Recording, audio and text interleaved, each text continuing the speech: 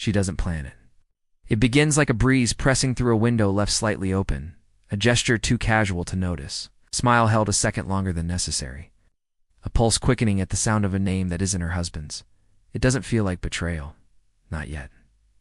It feels like breathing, after years of holding it in. There's a subtle hunger buried in the edges of her life, in the sighs she lets out when no one's listening, in the pauses between her words when she's asked, "Are you okay?" "Ow," she says yes. But a yes can carry 1,000 unsaid things. She's married, she's committed, but she's not immune. But loyalty isn't stone. It's water, it shifts. It seeks cracks. Most men think loyalty is a fixed state, a ring on her finger, a promise made once beneath soft lights and applause. And when it finds one, it flows. She walks through her life like a shadow beside herself. Carpool mornings, dinner routines, folded laundry. Her body is present, but something beneath the surface has gone quiet, a feminine fire dulled by years of repetition. You see, it's not loneliness that tempts her. Something stirs.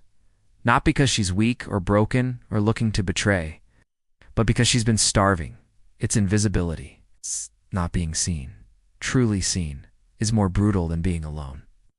And when a man, any man, glimpses what her husband hasn't noticed in months or years, not for sex, that motherhood is fulfillment. That settling down is the dream, not for escape, but for reflection. To see herself again through desiring eyes. To feel the gravity of feminine power resurrected.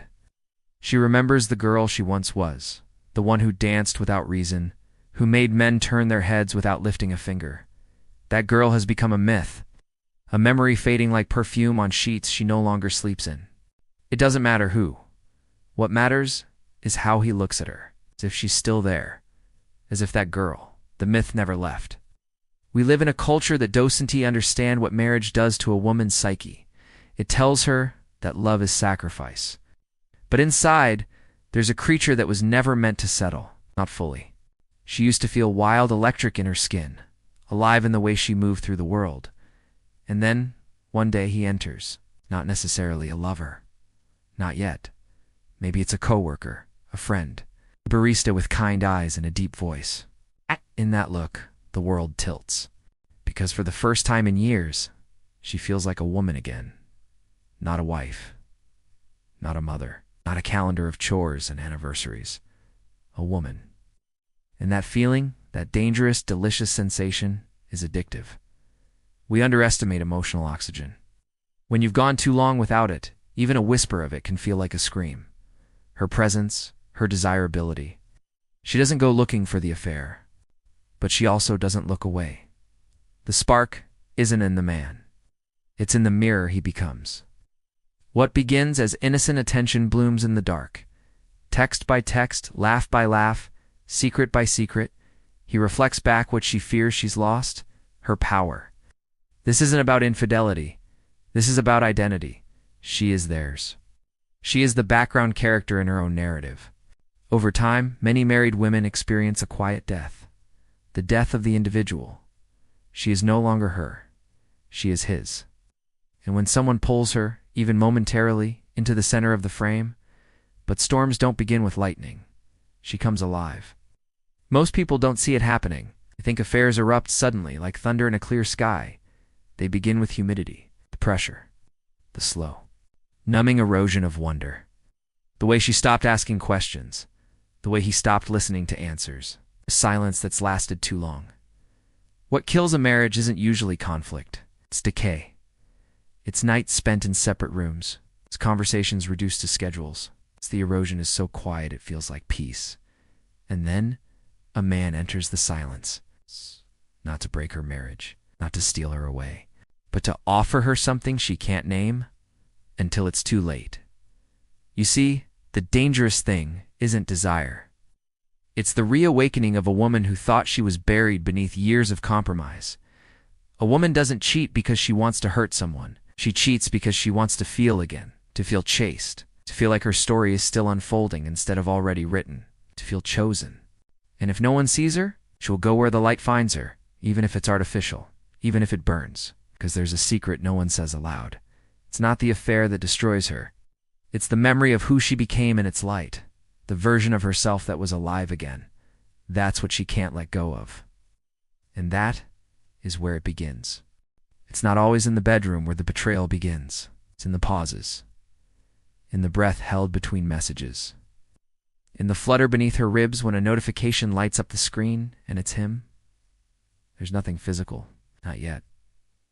But the emotional portal has already been opened, wide enough for something sacred to slip through, and she tells herself, it's nothing, just a conversation. I'm still faithful, still good, still in control. But the mind is a cunning architect. It builds rooms to hide the truth in, and she moves through those rooms, rearranging the furniture of morality until the space feels comfortable enough to live inside. She doesn't call it betrayal, she calls it balance. He listens, he asks questions, everything appears normal. Tectonic plates are shifting. He remembers details. She doesn't call it escape, she calls it relief. Cleaved apart. A quiet transaction begins between her and the man outside her marriage.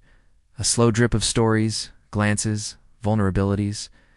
She offers pieces of herself she no longer shares at home.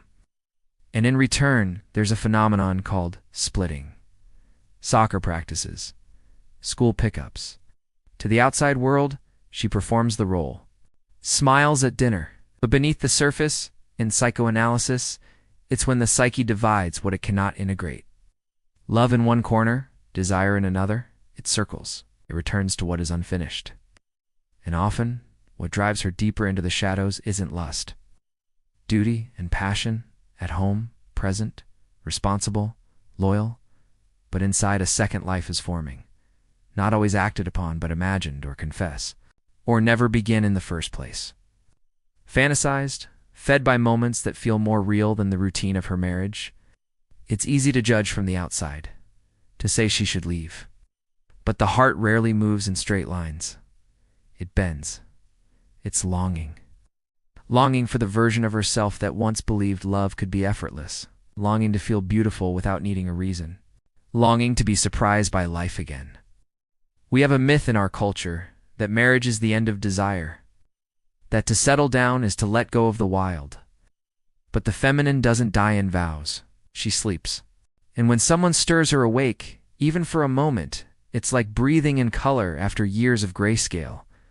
Of course, the mind resists. She tells herself it's harmless. She tells herself she would never actually do anything. She tells herself this is just temporary, a phase, a fantasy, a spark that will fade.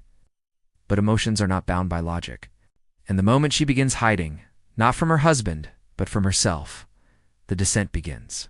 This is where it becomes psychological. She starts constructing narratives to hold the weight of her decisions. If he really cared, I wouldn't need this. I'm not doing anything wrong. I'm just reclaiming a part of myself. This has nothing to do with my marriage. It's just separate. But nothing is truly separate, not when hearts are involved. She's not just texting a man. She's forming a secret. Secrets are altars. We return to them. We kneel before them.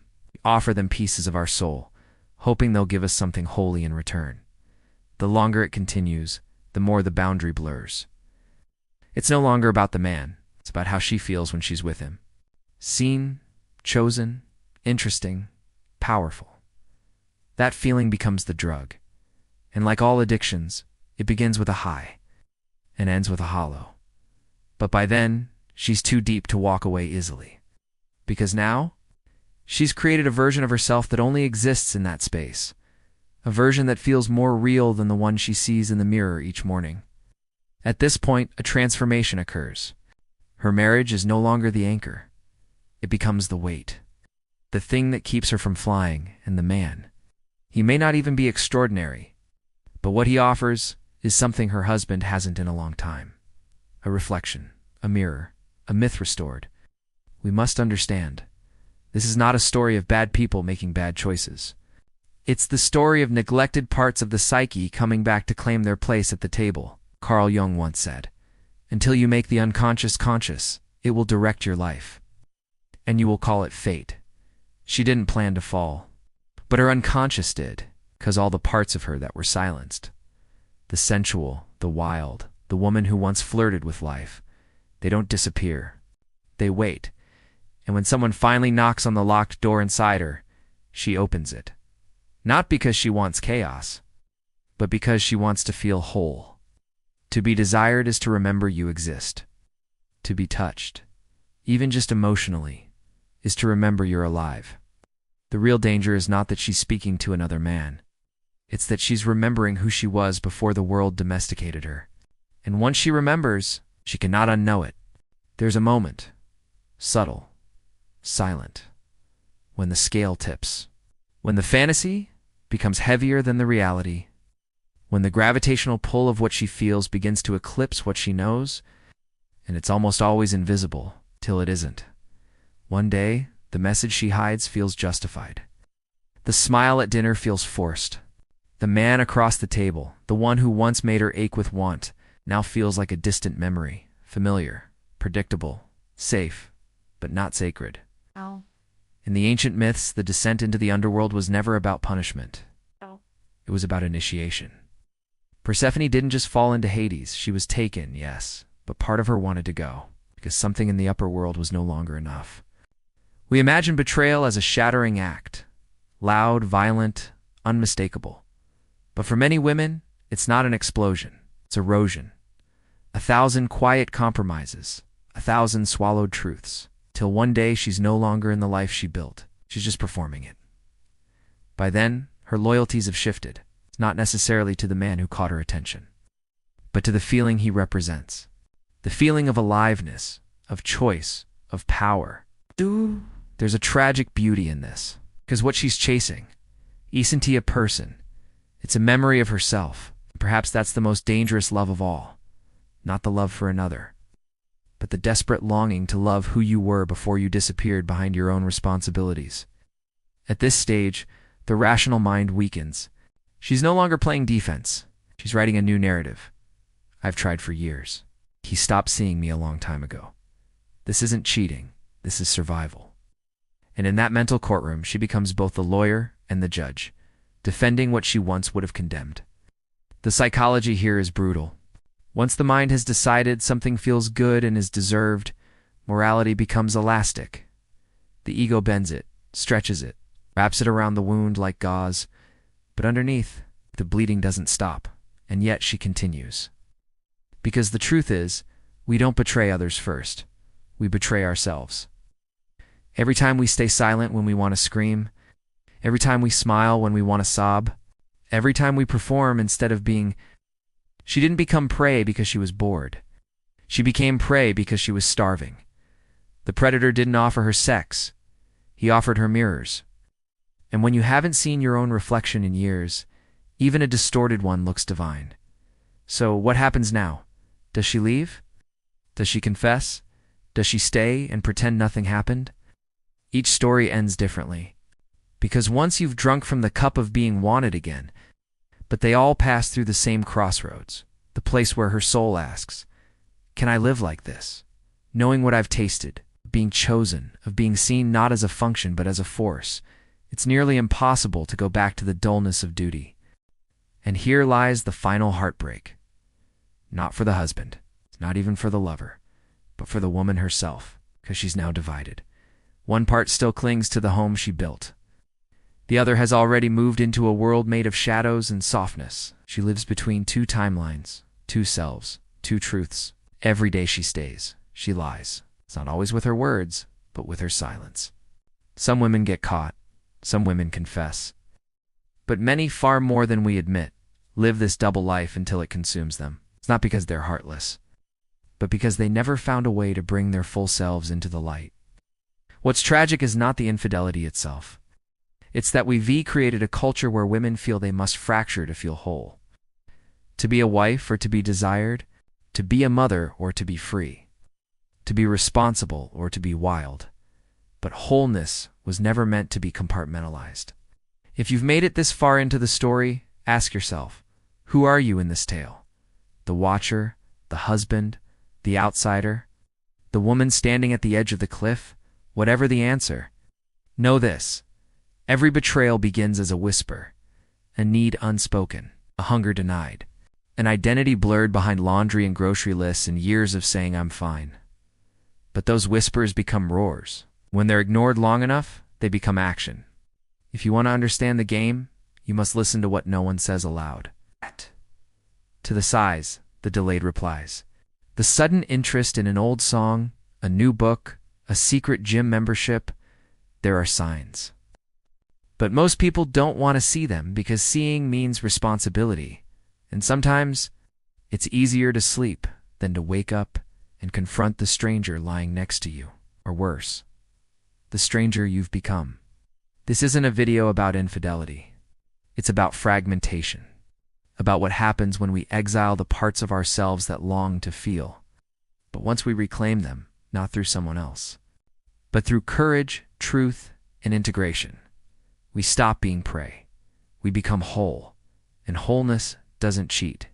It chooses, softly, fiercely, and with eyes wide open. Dill. Erosos.